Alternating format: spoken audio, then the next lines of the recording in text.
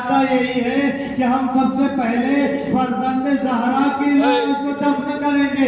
ایک مرتبہ امام نے ایک جگہ بتائی، کہا یہاں پہ ایک نشیر میں جگہ بتائی، بتانے کے بعد کہتے ہیں یہاں پہ قبر بناؤ۔ عزاداروں جو بنی اسد کے لوگوں نے ایک مرتبہ قبر کی تھوڑی سی مٹی کو ہٹایا تو عزاداروں جانتے ہیں ایک تحریر ملی، لیکن وہاں پہ امام نے ایک جملہ کہا تھا۔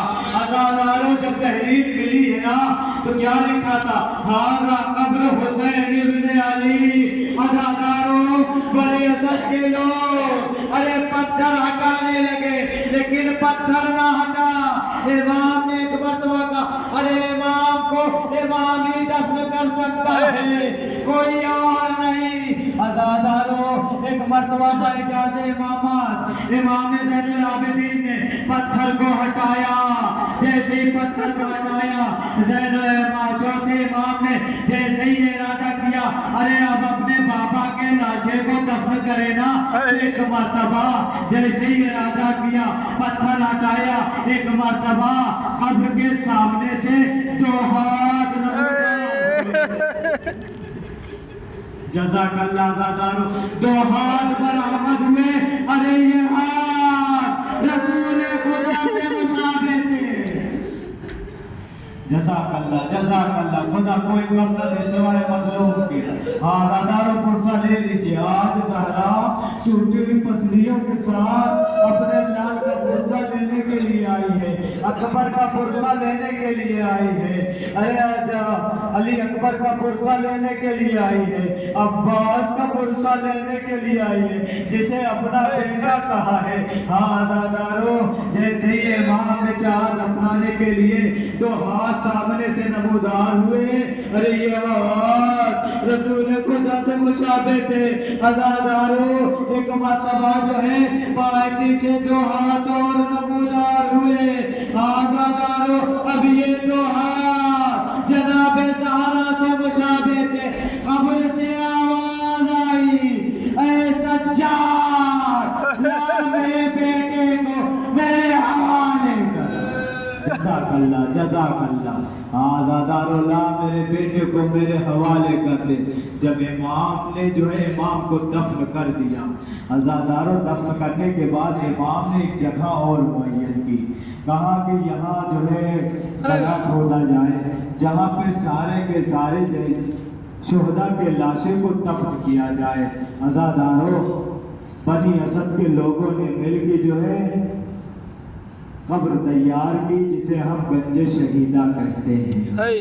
آپ جاتے ہیں نا زیارت کرنے کے لیے، وہاں پہ امام نے دفن کیا۔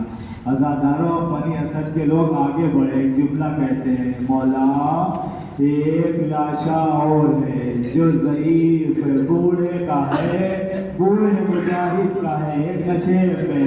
عزاداروں ایک مرتبہ ہمارا آپ کا چوتھا امام اس لاشے کے قریب پہنچ کے کہتا ہے السلام علیکہ یا حبیب ابن مظاہر، تم پر سلام ہے حبیب ابن مظاہر۔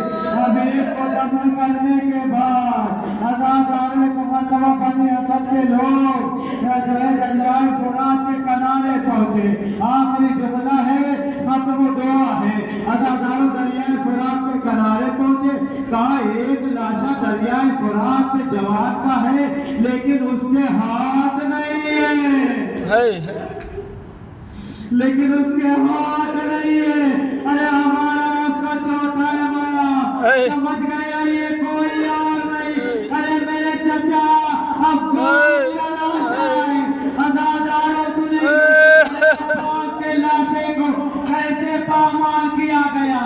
عزاداروں جب ہمارا آپ کا چوتھا امام پہنچا ہے نا، ایک مرتبہ عباس کے لاشے کو ہاتھ پہ لگایا نا، لاشا نہیں اٹھا ہے۔ عزاداروں لاشا نہیں اٹھا، ارے لاش کے ٹکڑے ہمارے آپ کے چوتھے امام کے ہاتھ میں اتنے ٹکڑے تھے کہ عزاداروں بنی اسد کے لوگوں سے ایک چٹائی منگائی، ارے اس چٹائی میں رکھ کے عباس کو سپرد کیا اور کہتے ہیں اے میرے چچا دشمنوں نے